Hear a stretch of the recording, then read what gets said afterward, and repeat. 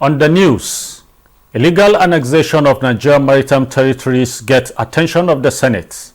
The leadership will still engage Mr. President whether or not it's authorized. Long-awaited tax bills passed at House of Representatives. All the 4 bills are read the third time and passed. Plus, Cross River State House of Assembly raises alarm over invasion of farmlands by elephants. Good evening and welcome to NTA Parliamentary News. I am Abubakar Galadima. The Senate has shifted consideration of the motion on proclamation of state of emergency in Rivers State Thursday. Motion was listed on the order paper among items to consideration this Wednesday but was stepped down to next legislative day. Senate later stepped it down alongside other items for consideration on the next legislative day. In line with constitutional provisions, specifically Section 305, the proclamation of state of emergency requires approval of the Senate and the House of Representatives by a 2/3 majority. Following the declaration of state of emergency in Rivers State by President Bola Tinubu, the National Assembly is expected to validate or void this decision. However, the House of Representatives is yet to deliberate on the presidential declaration of the state of emergency in Rivers State as expected. The reading of the letter is at the discretion of Mr. Speaker and the leadership of the House. And that discretionary power of Mr. President and the leadership of the House has been exercised, at the course of today's plenary. So tomorrow, hopefully, when the issue is brought before the Parliament, then at that point, we'll take a decision as a Parliament, and I will be able to come back to you again to confirm some of the developments. But for now, Parliament is in perfect harmony, working and synchronizing harmoniously in the overall interest of the masses of our country. Bear it in mind that before you can make that consideration, the Parliament must be properly constituted with 2/3 majority, which is about 240 something like that. But anything below that will be like a queue. It will not work. Deputy Speaker Benjamin Kalu presided over Wednesday's plenary, where a number of motions and bills were considered. We are in a terrible situation in Plateau, Mr. Speaker. Let the security agencies help the situation. The bush, the forest, that thick forests that have become a safe haven to bandits, to kidnappers, need to be combed. There was, however, no mention of any communication from the President, as expected. The House, however, passed resolution on the need to beef up security in Kebbi and Plateau State as well as Federal Capital Territory to curb criminal activities. Declaration of state of emergency in Nigeria is a constitutional provision to restore peace and order in the country or any part of it. The declaration of state of emergency in Rivers State is the latest of these interventions. Ignatius Nko has a fact sheet of this declaration. Well, Nigeria has experienced a number of states of emergency in its history, mainly due to security crisis, political instability, and some ethno-religious conflicts. Well, Section 305 of the 1999 Constitution of the Federal Republic of Nigeria has amended. It powers the President to declare state of emergency in the entire country or any part of it under specific conditions to be rectified by the National Assembly. Some of the major declarations of state of emergency in the country. Well, in 1962, the Prime Minister, Abubakar Tafawa Balewa, declared state of emergency in the Western region. This is as a result of the internal conflict within the action group, that is the political party then. Now, one of the outcomes of this is that the federal government took over the administration of the region and removed its premier, Chief S.L. Akintola. And then in 1976, the Obasanjo military administration declared state of emergency in Plateau State. The reason was as a result of violent ethnic and religious clashes. The military declared that the state of emergency in order to restore peace and order in the state. Between May 18th to November 2004, President Olusegun Obasanjo, now as a civilian president, declared state of emergency in Plateau State as a result of sectarian violence and ethno-religious crisis in Jos, which led to widespread killings. Then the governor of that state, Joshua Dariye, was suspended, and Major General Chris Ali, retired, was appointed administrator. Well, there was no formal rectification of that declaration by the National Assembly. In between 19th October 2006 and April 2007, President Olusegun Obasanjo again declared state of emergency in Ekiti State as a result of the political instability and impeachment controversy surrounding Governor Ayodele Fayose. Brigadier General Adetunji Olorin, retired, was appointed administrator. That declaration was rectified by the National Assembly.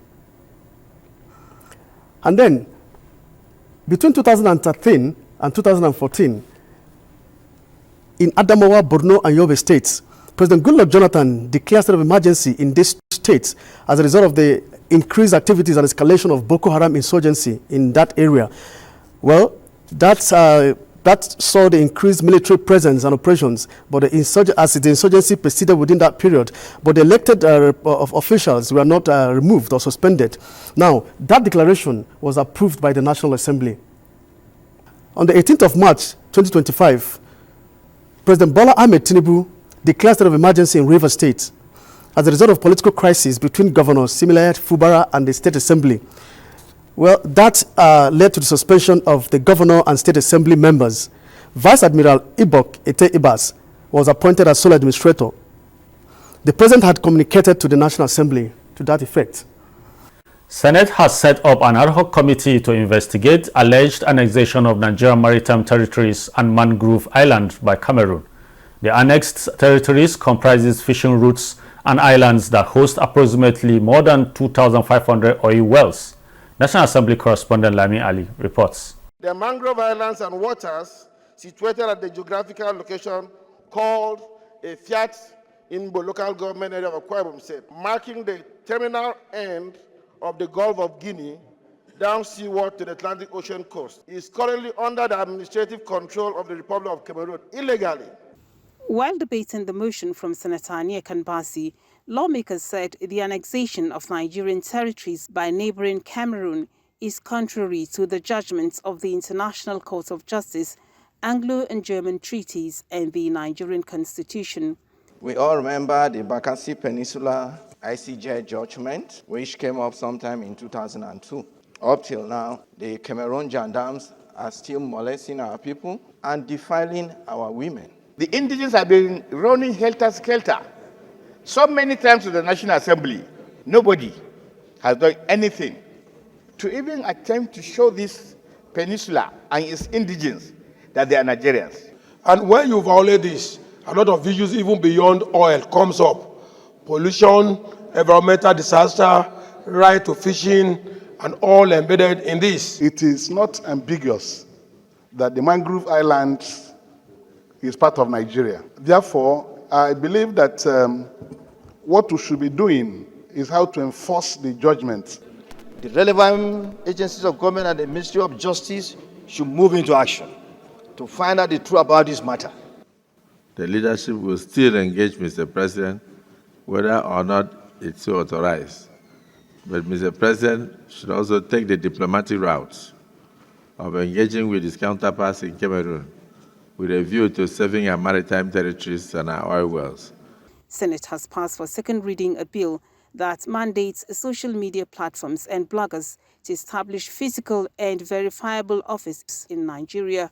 Even those companies that used to have offices in Nigeria have closed the offices, such as Google and Microsoft. This has provided room for us to evade so many taxes. The absence of physical offices for these social media giants in Nigeria presents major challenges, including 1, limited local representation. Also passed at second reading is the bill for the regulation and safety of articulated vehicles, sponsored by Senator Babangida Hussaini. Series of mishaps resulting in petroleum tanker explosion in Jigawa, Lagos, Dakwa in Niger State, and other parts of the country. The persistent carnage on our roads occasioned by haulage of petroleum products has made it imperative for a legislation of this nature to address and forestall future occurrences. Meanwhile, President Tinubu has forwarded a list of 5 appointees as resident electoral commissioners of the Independent National Electoral Commission, INEC, to the Senate for confirmation. From the National Assembly, Lami Ali, NTA News. In a move to modernize Nigeria's tax system, the House of Representatives has passed the 4 tax reform bills at Tuesday's plenary.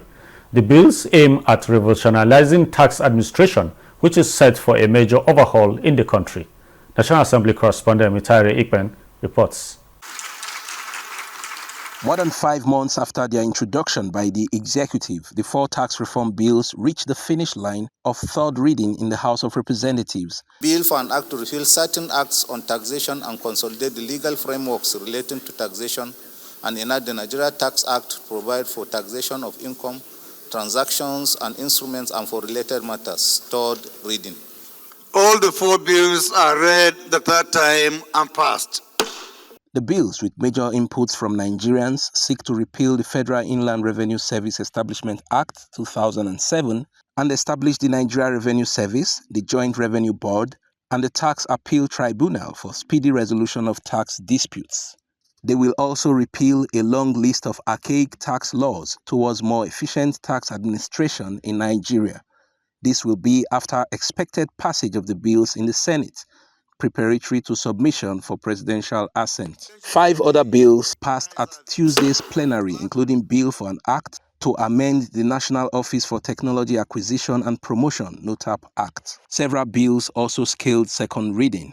Bill for an Act to amend the Federal Medical Center Act and provide for the establishment of Federal Medical Center Kumo Gombe State. A bill for an act to establish the Federal University of Entrepreneur and Business Management in Kogi State and to make comprehensive provisions for its due management and administration and for related matters. Adopting a motion of urgent public importance, the House requested the Standard Organization of Nigeria to rid the country of substandard building materials to forestall cases of building collapse. The House mandates the House Committees on Industry and Trade to investigate the allegation regarding Standard Organization of Nigeria's reversal of its decision to shut down 18 companies that were found wanting in the production and distribution of substandard building materials.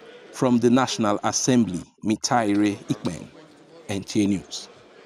As the saying goes, security is everybody's business. In this light, the National Assembly is committed in ensuring effective legislation that will inculcate fundamental principles and international best practices in private security sector reforms and governance. This was brought to the fore at a one-day capacity workshop for chairmen and clerks of security-related committees of the National Assembly on private security governance and legislative oversight in Nigeria. Mohammed Rabiu Ali reports. The role of the private security in Nigeria is becoming crucial in augmenting the public security sector, thereby ensuring the safety of lives and property. With the complexity and emerging threats, including insurgency, banditry, cyber threats, and transnational crimes, experts stress the need to strengthen the governance and oversight of private security operations in the country. No one will come to secure our country for us except we do that by ourselves. As legislators, we have a role to play. As civilians, even out there as masses, the security agencies, they have their role to play. We help to strengthen oversight mechanisms, and the National Assembly, as we know, is key for this. Others believe that robust legislative oversight is fundamental to ensuring that the private sector operates within the framework of national laws. The Nigeria Security and Civil Defense Corps, NSCDC, plays a crucial role in regulating private security companies by performing these following functions: the licensing and registration of private guard companies, monitoring and inspection of the companies. There is need to urgently amend the Private Guard Companies Act of 1986, which is the primary law regulating private security companies in Nigeria, as this law was crafted without consideration to today's private security landscape or today's evolving threats. Presently, Nigeria has more than 1,500 registered private security operatives. In Abuja, Muhammad Rabiu Ali, NTA News. You are watching NTA Parliamentary News. We pause now for some messages. Don't go away.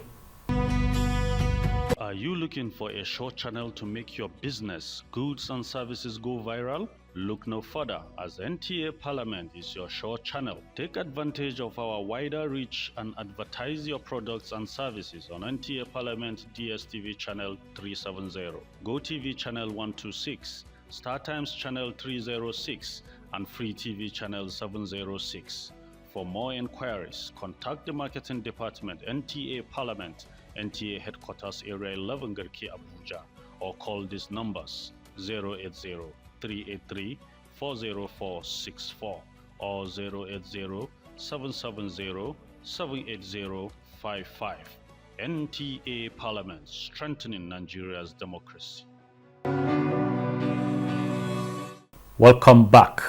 You can follow this broadcast and other programs on the platforms displayed on the screen.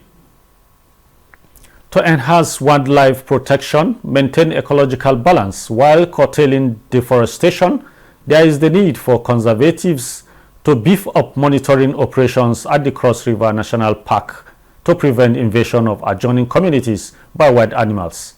Uduak Etim reports that this formed part of the resolution reached by the Cross River State House of Assembly while considering a motion on recurring invasion and destruction of farmlands in Bambam community by elephants, raised by member representing Bokif 1 state constituency, Obi Philip Bete.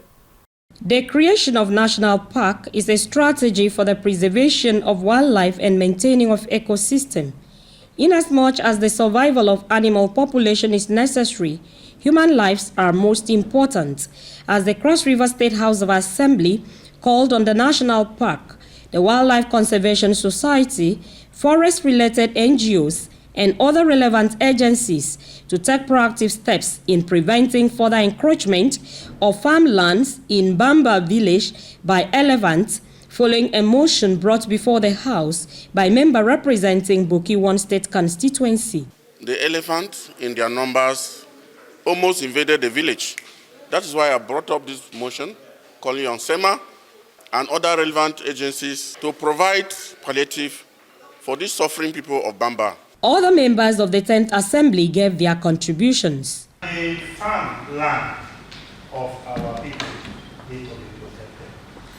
So in the course of handling this matter, we should take into consideration that we must protect the elephant and also protect the farmland. It is time that we step in. It is time that the state government should liaise with the federal government, the management of the national park, to ensure the safety of the people of the Bamba in Buense. It's high time that beyond this motion, maybe we should call to the deforestation of the place, because the land mass acquired out of that time and the community size is not proportional right now. You know, be that as it may, I want to support a member representing Q1 strongly in Africa that this motion should see the light of the day. Speaker of the Cross River State House of Assembly noted that people's lives are more important, calling on the National Park Authority to ensure adequate control of animals at the park. The National Park, the government and the federal government and the National Park should do something almost immediately to ameliorate the suffering of the Bokiman. It was the resolutions of the House that the National Park Authority should install electric fence powered by solar panels to keep elephants and other animals within the park. In Calabar, Uduak Etum, NTA News. Meanwhile, the Delta State House of Assembly has passed the Delta State Domestic Staff Service Provider Registration Bill 2024. State Assembly correspondent Godfrey Nzekwe reports that the Delta State Community Security Corps Agency Amendment Bill 2025 also scaled through the first reading. The passage of the bill will bring protection to employers and employees of domestic services, establish a Ministry of Domestic Staff Provider, among others. The bill scaled through the third reading and was passed after a thorough scrutiny of the various clauses and relevant amendments as proposed by the Chairman, House Committee on Housing, Women Affairs, Girl Child Entrepreneurship, and Humanitarian Support Services, and member representing Oshime South Constituency, Bridget Ayafulu. Paragraph D deletes the entire paragraph and inserts a new paragraph to read. Provide a platform for the creation of a database for Roman figure 1, domestic staff service providers operating in the states. Roman figure 2, direct employers of domestic staff. And Roman figure 3, domestic staff in the employment of sub-paragraph 1 and 2 of this paragraph. The need for a law to provide for the registration of domestic staff service providers in the Delta State and Kogi State. God protect